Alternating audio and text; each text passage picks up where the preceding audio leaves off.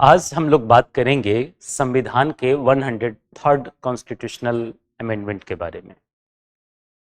संविधान में आरक्षण को लेकर, चूंकि अभी तक जो आपने संविधान के अनुच्छेद को देखा 15 खंड 5 और अनुच्छेद 16 खंड 5, आर्टिकल 15 क्लॉज 5 और आर्टिकल 16 क्लॉज 5 में सामाजिक एवं शैक्षिक दृष्टि से पिछड़ापन आरक्षण का एक आधार था, लेकिन आर्थिक आधार पर 103rd कॉन्स्टिट्यूशनल अमेंडमेंट के माध्यम से आर्थिक आधार पर सामान्य वर्ग के लोगों के लिए आरक्षण दिए जाने का प्रोविजन किया गया।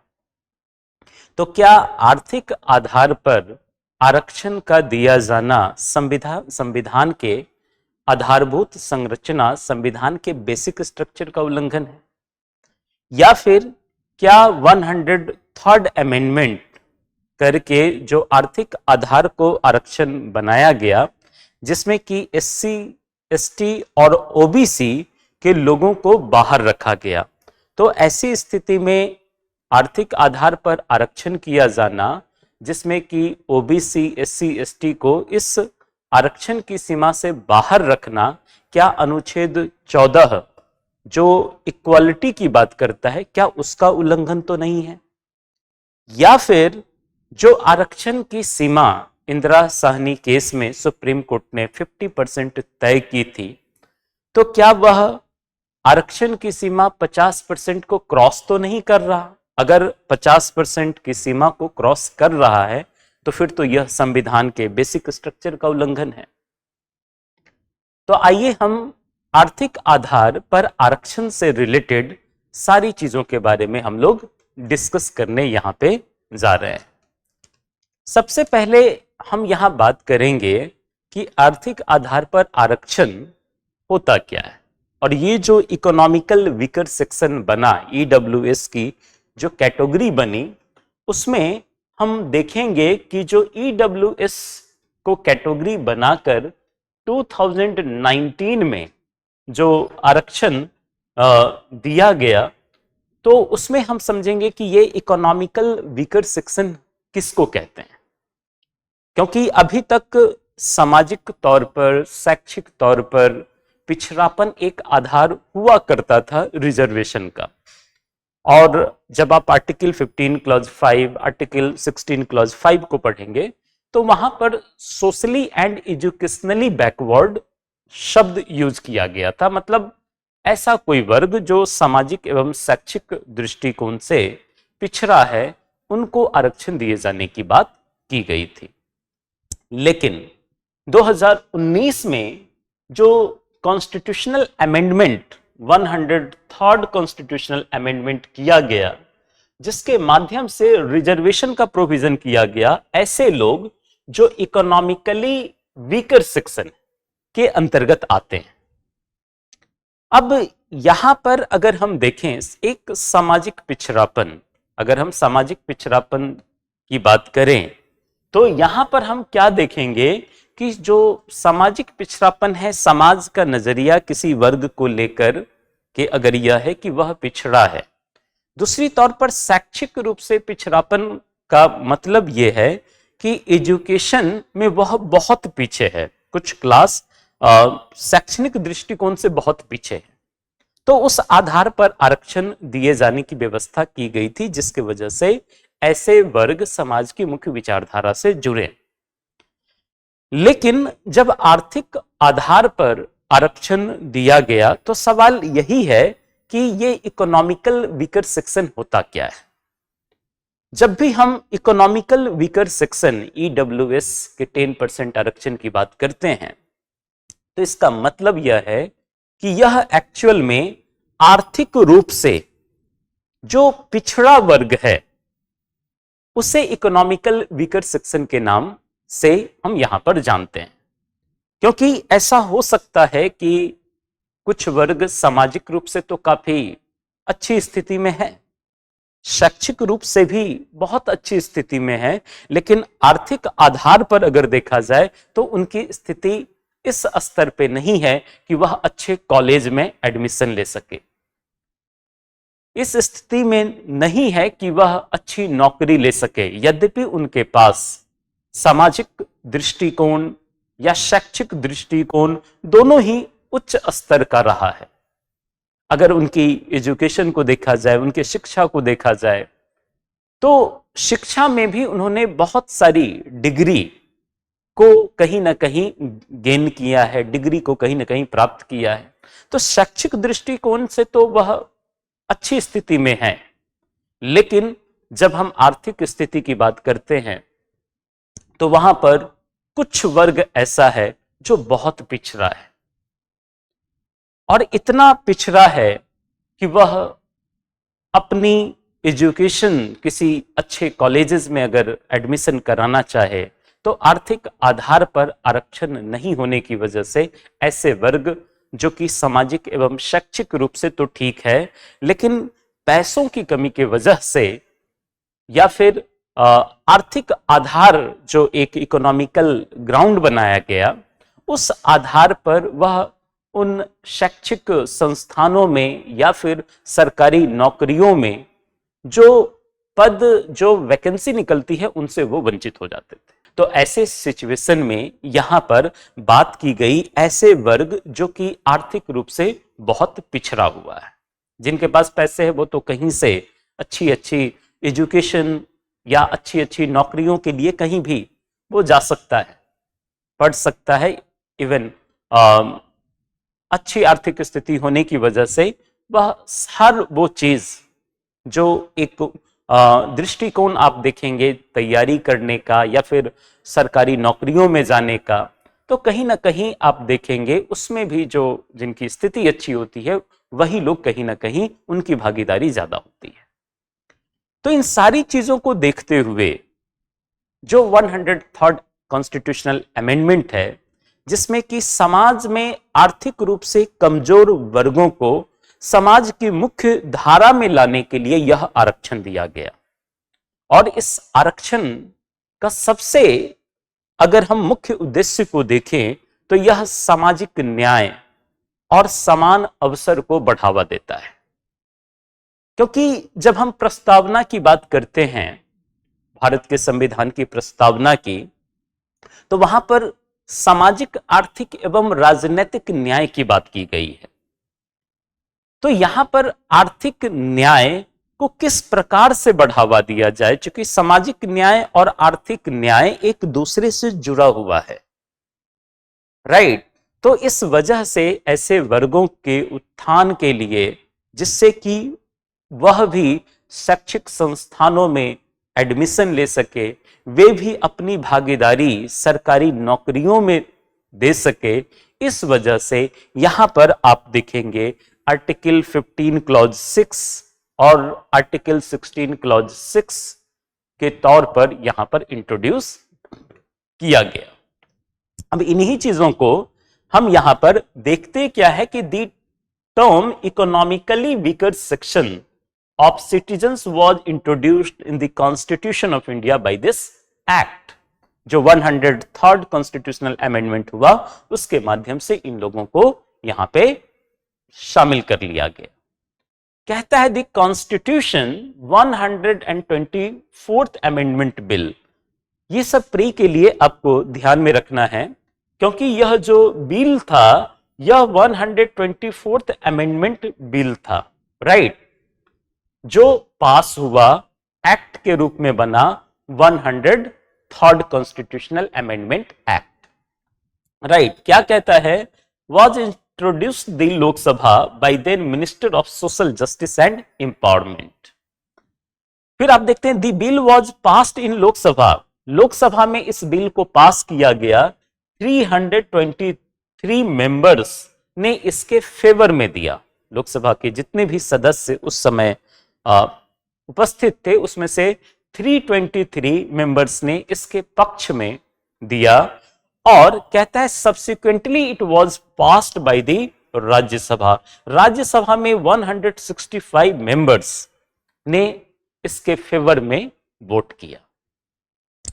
उसके बाद हम देखते हैं कि जो 103rd अमेंडमेंट एक्ट बना 2009 received president assent on 12th of January 2019 and came into effect on 14th January 2019।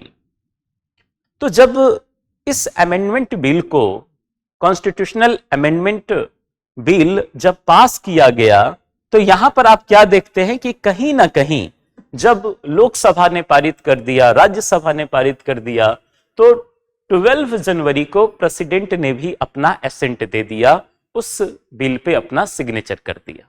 और जैसे ही बिल सिग्नेचर किया, वह एक्ट को इन्फोर्स किया गया 14th of January 2019।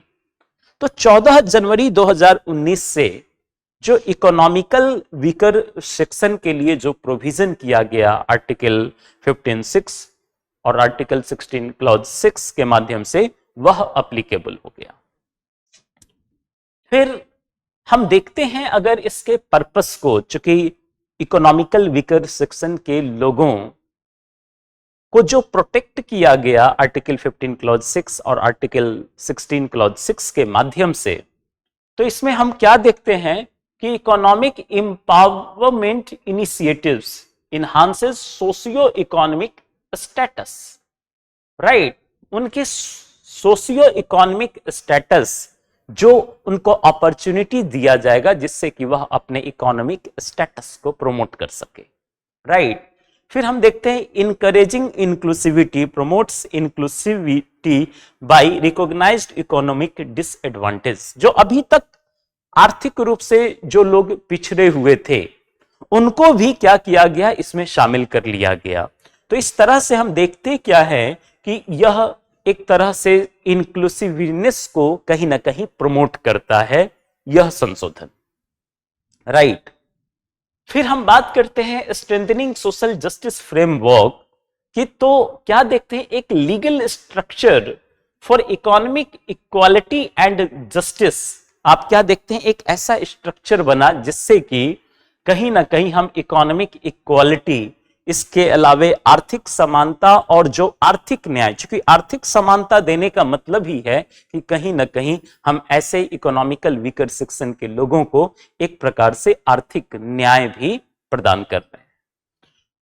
फिर आप देखते हैं इस संशोधन को, जो 103rd कॉन्स्टिट्यूशनल अमेंडमेंट हुआ था, इस संशोधन में जुडिशियल डायरेक्टिव्स को भी कहीं ना कहीं पालन किया गया है।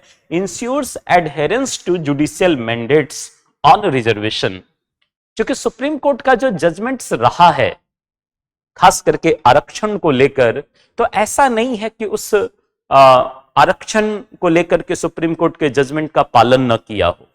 103rd constitutional amendment supreme court के जजमेंट के विरोध में नहीं है, बल्कि पालन करते हुए 10% यहां पर आप देखेंगे एक सीमा निर्धारित की गई। हम डिस्कस करेंगे कि कैसे यह बेसिक स्ट्रक्चर का उल्लंघन नहीं करता है, और इससे रिलेटेड जो जनहित अभियान केस है उस पर सुप्रीम कोर्ट का क्या नजरिया था, उस पर भी हम लोग डिस्कस करेंगे। जनहित अभियान वर्सेस यूनियन ऑफ इंडिया, जिसमें सुप्रीम कोर्ट ने हर एक इशू को क्लियर किया था। तो खैर, फिर आप देखेंगे, कहता है कि सुप्रीम कोर्ट को कंप्लाई किया जो भी था, कहता है ensures total reservation do not exceed 50%। जो 50% का इंदिरा सहनी के मामले में जो रिजर्वेशन का क्राइटेरिया दिया, जो लिमिटेशंस दी, तो वह कहीं ना कहीं उसका पालन हो रहा है। ऐसा नहीं है कि जो 50% जो लिमिटेशंस इंदिरा सहनी में दिया उसके कंट्रावेंशन में उसको उल्लंघन करके 103rd कॉन्स्टिट्यूशनल अमेंडमेंट नहीं बनाया। क्योंकि जब आप आर्टिकल 15 क्लॉज 6 और आर्टिकल 16 क्लॉज 6 देखेंगे तो वहां पे in addition to word use किया है। मतलब जो 50% रिजर्वेशन सामाजिक एवं शैक्षणिक दृष्टि से जो वर्ग हैं उनके लिए जो है वो तो है, उन लोगों के आरक्षण से किसी भी प्रकार का छेड़छाड़ नहीं किया गया है, बल्कि इन एडिशन टू उसके अतिरिक्त यहां पर इकोनॉमिकल वीकर सेक्शन के लिए आरक्षण दी गई है।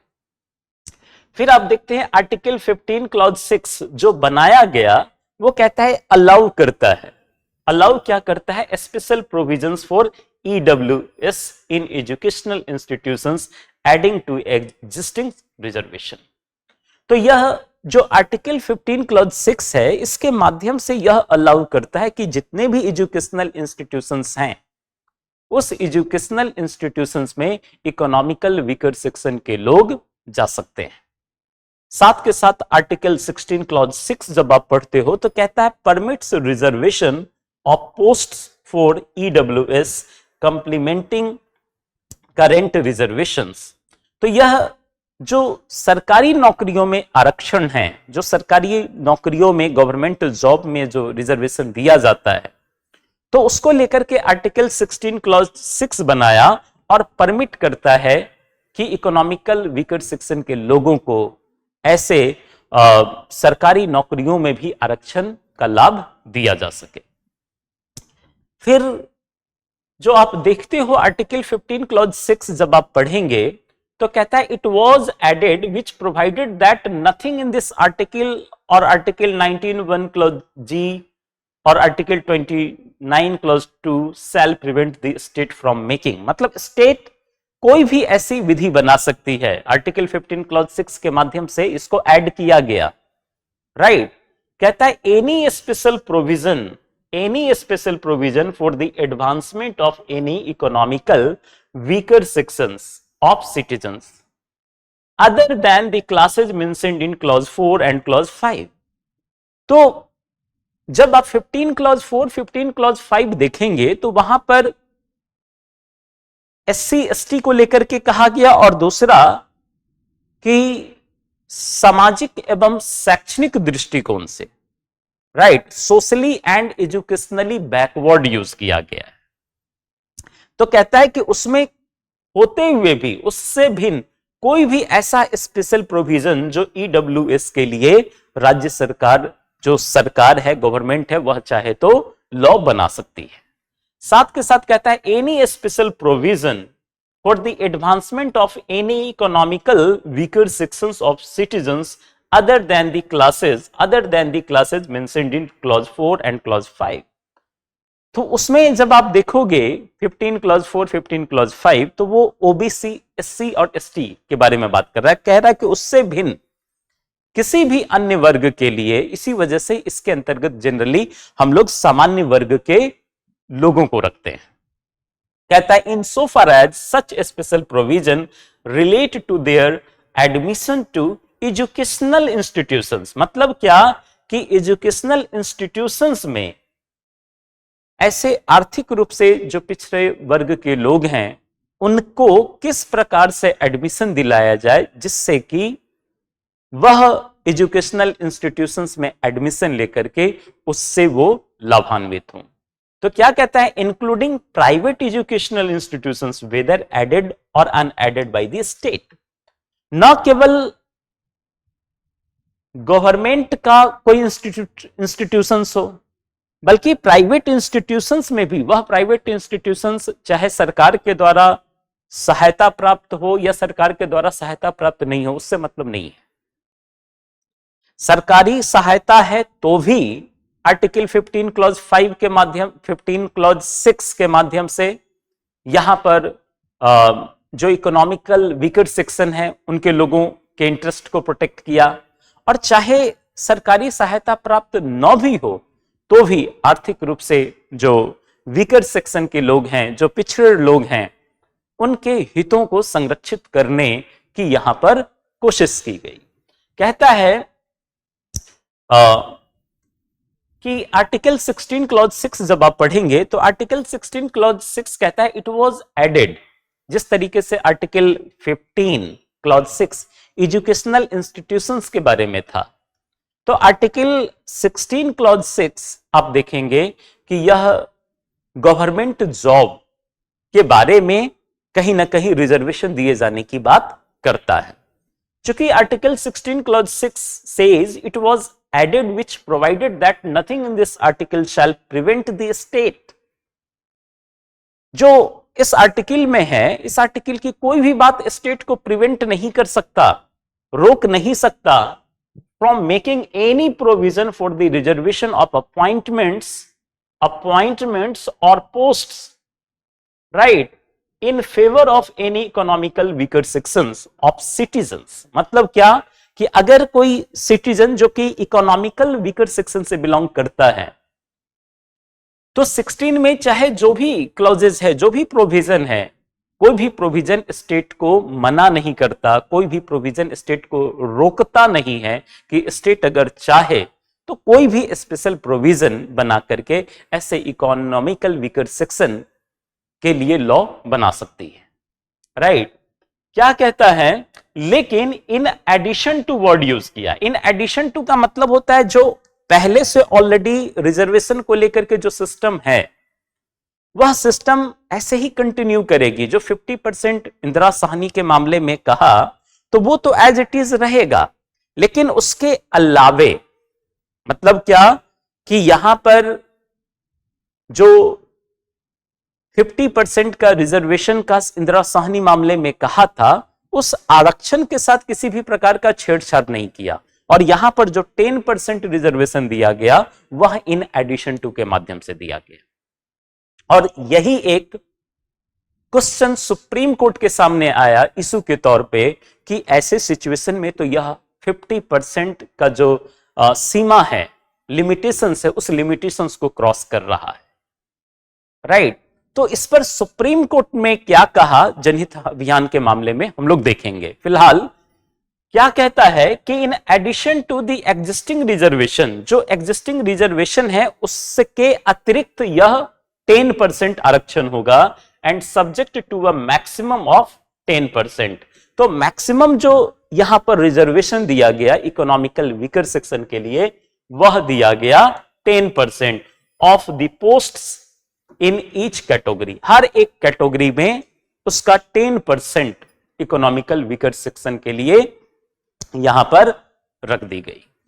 फिर कहता है compliance with Supreme Court directives, the amendment maintains adherence to the Supreme Court's directive that total reservation do not exceed 50%। जो सुप्रीम कोर्ट ने इंदिरा साहनी के मामले में कहा था कि देखो टोटल रिजर्वेशन 50% से क्रॉस नहीं करना चाहिए, तो इन एडिशन टू यहां पर वर्ड यूज करके एक चीज क्लियर कर दिया कि हम उसको क्रॉस नहीं कर रहे हैं, उसके अलावे हम अलग से 10% सीटों के बारे में हम अलग से ईडब्ल्यूएस के लिए रिजर्वेशन दे रहे हैं, राइट।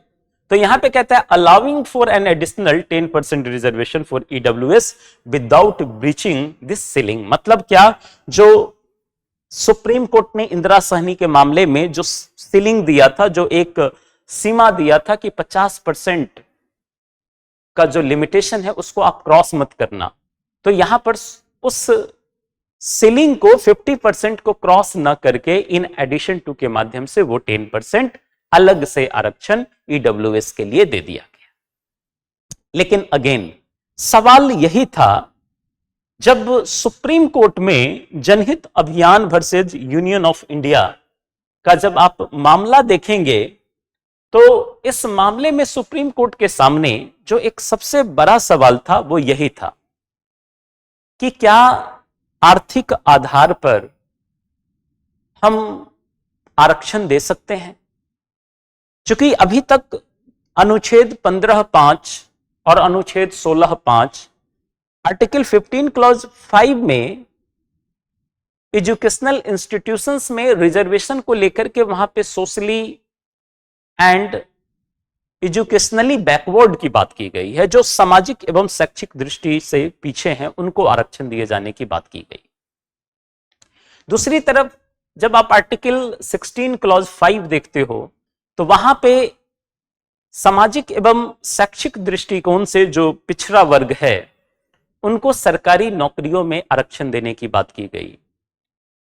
तो इस मामले में जनहित अभियान वर्सेज यूनियन ऑफ इंडिया, जिसमें 5 जजेस बेंच था और 3-2 से पास हुआ था, तो इसमें मामला यही था कि जो इकोनॉमिकल वीकर सेक्शन के लोग हैं जो उनको रिजर्वेशन दिया गया, तो क्या उसका रिजर्वेशन दिया जाना संविधान के बेसिक स्ट्रक्चर का उल्लंघन तो नहीं है।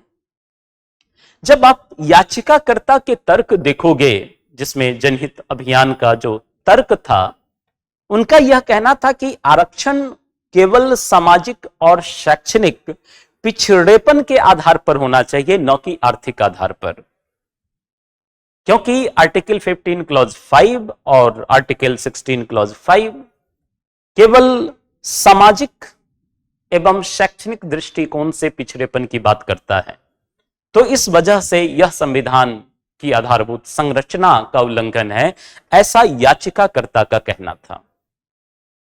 लेकिन सुप्रीम कोर्ट ने कहा कि नहीं, आर्थिक आधार पर आरक्षण देना पूरी तरीके से विधिपूर्ण है, क्योंकि संविधान केवल सामाजिक न्याय की बात नहीं करता है, संविधान सामाजिक न्याय के साथ साथ आर्थिक न्याय की भी बात करता है, और इससे सामाजिक न्याय के साथ साथ आर्थिक न्याय को बढ़ावा मिलेगा।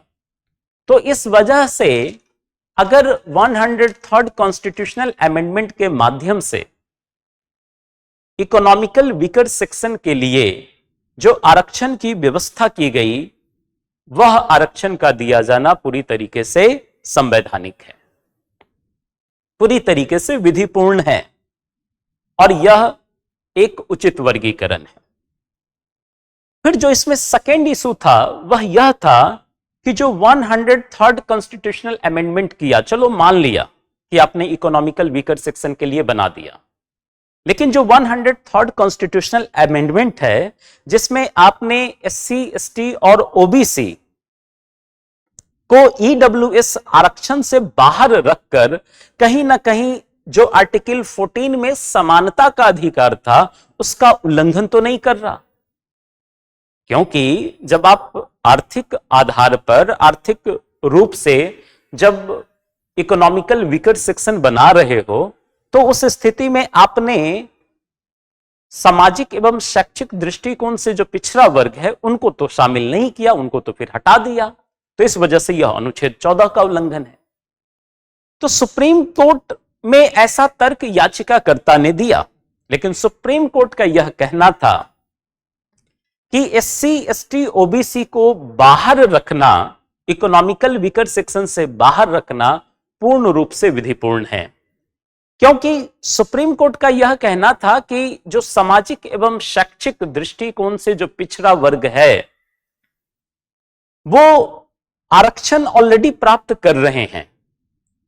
तो ऐसे सिचुएशन में जो सामाजिक और शैक्षिक दृष्टिकोण से, सामाजिक एवं शैक्षिक दृष्टिकोण से जो लोग आरक्षण ऑलरेडी प्राप्त कर रहे हैं, तो उनको इसमें शामिल न करना कहीं ना कहीं आप देखेंगे अनुच्छेद 14 का उल्लंघन नहीं करता है। और यहां पर सुप्रीम कोर्ट ने कहा कि यह उचित वर्गीकरण है। राइट। फिर तीसरा क्वेश्चन यह था इस मामले में कि आरक्षण की सीमा 50% से अधिक बढ़ाना क्या संविधान के बेसिक स्ट्रक्चर का उल्लंघन नहीं है?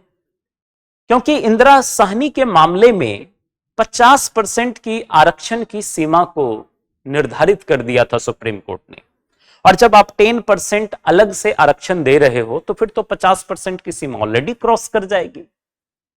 तो सुप्रीम कोर्ट का यह कहना था कि एक्चुअल में जो 50% की जो सीमा इंदिरा साहनी के मामले में निर्धारित किया गया था, वह सीमा सामाजिक एवं शैक्षिक दृष्टिकोण से जो पिछड़े हैं उन पर लागू होता है।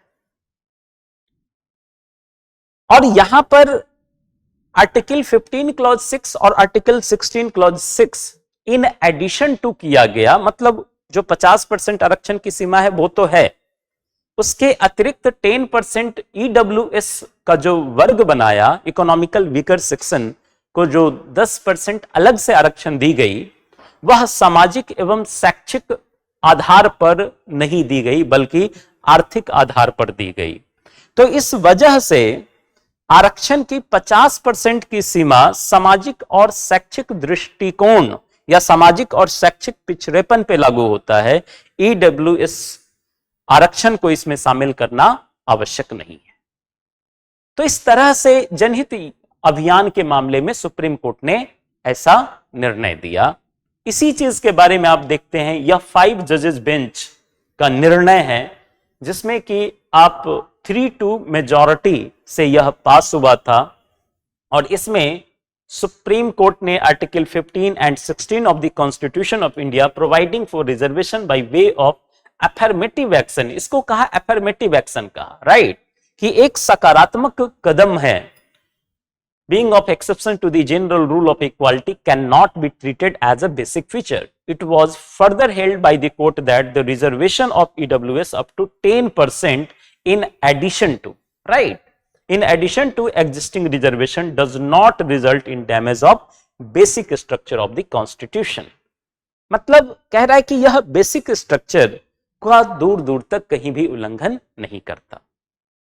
तो इस तरीके से अगर हम देखें 103rd कॉन्स्टिट्यूशनल अमेंडमेंट को, तो 103rd कॉन्स्टिट्यूशनल अमेंडमेंट ऐसे वर्ग के लोगों के लिए जो कि आर्थिक आधार पर अभी तक शैक्षणिक दृष्टिकोण में या फिर सरकारी नौकरियों में आरक्षण नहीं मिलने की वजह से जो एक उचित अवसर या उचित भागीदारी नहीं मिल पाता था, तो ऐसे सिचुएशन में 103rd कॉन्स्टिट्यूशनल अमेंडमेंट ने आर्थिक स्तर पे आर्थिक रूप से पिछड़े वर्ग के लिए एक उचित अवसर प्रदान किया जिससे कि वह किसी शैक्षणिक संस्थान में अपना एडमिशन करा सके, किसी सरकारी नौकरी में वह अपनी भागीदारी दिखा सके।